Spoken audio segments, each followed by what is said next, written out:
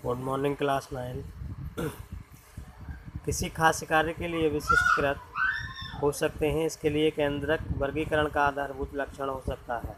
प्रश्न उठता है कि क्या कोशिकाएं अकेले पाई जाती हैं या फिर एक साथ समूह में पाई जाती हैं या अविभाज्य समूह में मिलती हैं। जो कोशिकाएं एक साथ समूह बनाकर किसी जीव का निर्माण करती हैं उनमें श्रम विभाजन पाया जाता है।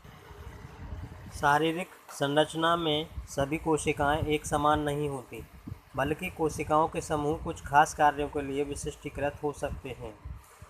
यही वजह है कि जीवों की शारीरिक संरचना की इतनी भिन्नताएं होती हैं।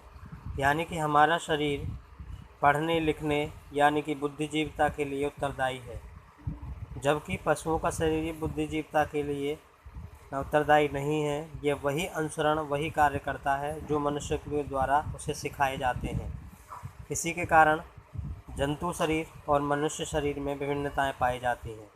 इसके परिणाम स्वरूप हम पाते हैं कि एक अमीबा और एक कृमि की शारीरिक बनावट में कितना अंतर है।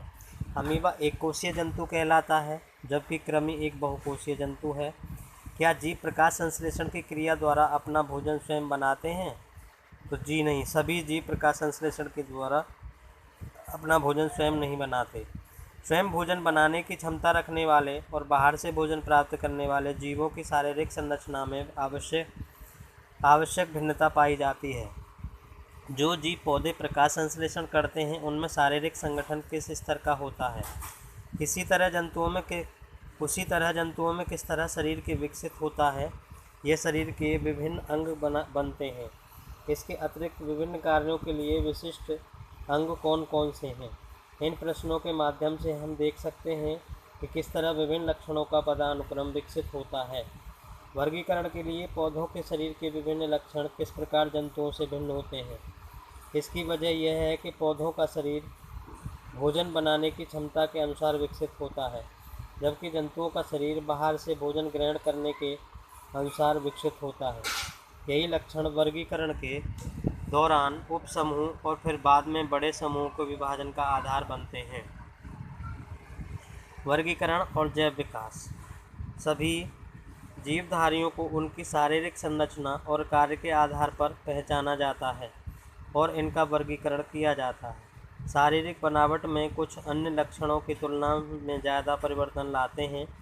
इसमें समय की भी बहुत महत्वपूर्ण भूमिका होती है। अतः जब कोई शारीरिक बनावट अस्तित्व में आती है तो शरीर में बाद में होने वाले कई परिवर्तनों को प्रभावित करती है। दूसरे शब्दों में, शरीर की बनावट के दौरान जो लक्षण पहले दिखाई पड़ते हैं उन्हें मूल लक्षण के रूप में जाना जाता है। इससे यह पता लग चलता है कि जीवों के वर्गीकरण का जैव विकास से कितना नज़दीकी संबंध है। जैव विकास क्या है? हम जितने भी जीवों को देखते हैं वे सभी निरंतर होने वाले परिवर्तनों की इस प्रक्रिया के स्वाभाविक परिणाम हैं, जो उनके बेहतर जीवन यापन के लिए आवश्यक थे। जैव विकास की अवधारणा को सबसे पहले चार्ल्स डार्विन ने 1859 में अपनी पुस्तक दी ओरिजिन ऑफ स्पीसीज में दिया है। जैव विकास की इस अवधारणा को वर्गीकरण से जोड़कर देखने पर हम पाते हैं कि कुछ जीव समूहों की शारीरिक संरचना में प्राचीन काल से लेकर आज तक कोई खास परिवर्तन नहीं हुआ है, लेकिन कुछ जीव समूहों की शारीरिक संरचना में पर्याप्त परिवर्तन दिखाई पड़ते हैं। पहले प्रकार के जीवों के आदिम और अन्य जीव कहते हैं, जबकि दूसरे प्रकार के जीवों को उन्नत और उच्च जीव कहते हैं। यानी कि एक कोशीय जीवों को हम निम्न जीव या आदिम जीव कहते हैं, जबकि बहुकोशीय जीवों को हम उन्नत और उच्च जीव कहते हैं। लेकिन ये शब्द उपयुक्त नहीं हैं, क्योंकि इससे इनकी विभिन्नताओं को ठीक से पता नहीं चलता। इसकी बजाय हम इनके लिए पुराने जीव और नए जीव का शब्द उपयोग कर सकते हैं, क्योंकि विकास के दौरान जीवों की जटिलता की संभावना बनी रहती है। इसलिए पुराने जीवों को साधारण और नए जीवों की अपेक्षाकृत जटिल भी कहा जाता है। वर्गीकरण समूह की पदानुक्रमित संरचना।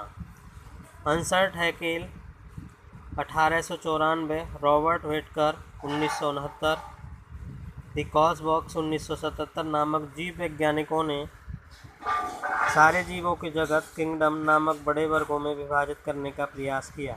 व्हिटकर द्वारा प्रस्तावित वर्गीकरण में 5 जगत हैं: Monera, protista, fungi, Plantae, animalia.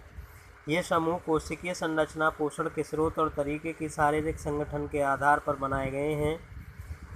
Bose ने अपने वर्गीकरण में मोनेरा जगत को आर्कीबैक्टीरिया और यूबैक्टीरिया में बांट दिया है, जो प्रयोग में लाया जाता है।